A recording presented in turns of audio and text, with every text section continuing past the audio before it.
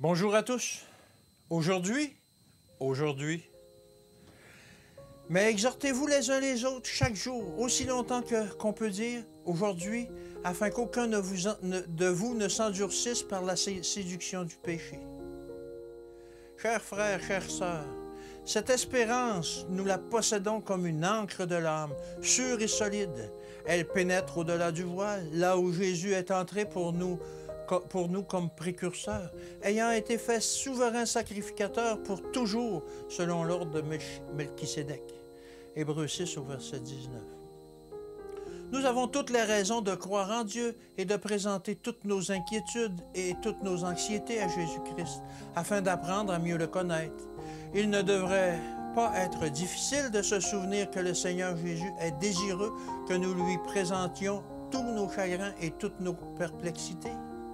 Donnez-les au Seigneur par la prière et laissez-le s'en charger de vos souffrances et de vos fardeaux, comme nous serions plus heureux si nous agissions ainsi. Vous pouvez aller à lui comme un enfant vient à ses parents en disant « Seigneur, me voici, il y a longtemps que je me conduis comme si j'étais capable de me sauver moi-même. Mes fardeaux sont trop lourds pour que je puisse les porter plus longtemps. Tu peux t'en charger pour moi? » Et il répond « Je les prends avec un amour éternel. J'aurai compassion de toi. » Cet amour est aussi fort qu'il est tendre.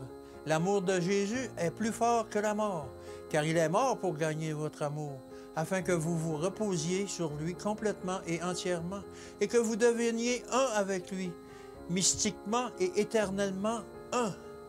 L'amour de Jésus est un sentiment exprimé, encore plus tendre que l'amour d'une mère pour son enfant.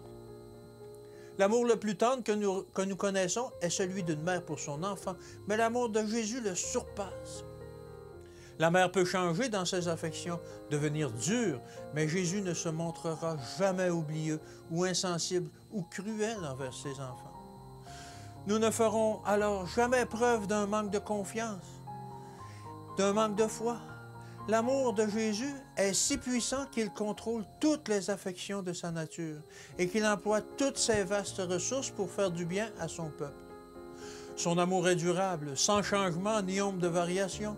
Ne déshonorons jamais Dieu en nous efforçant de nous garder nous-mêmes, les yeux fixés sur notre personne, nous mettant constamment en avant.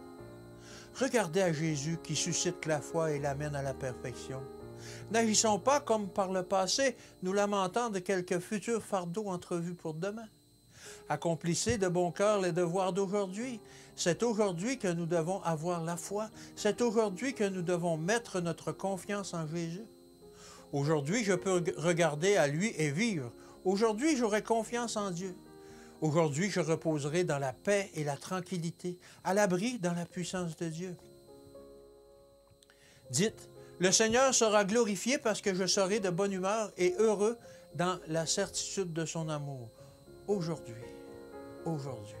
c'est aujourd'hui que Dieu nous veut.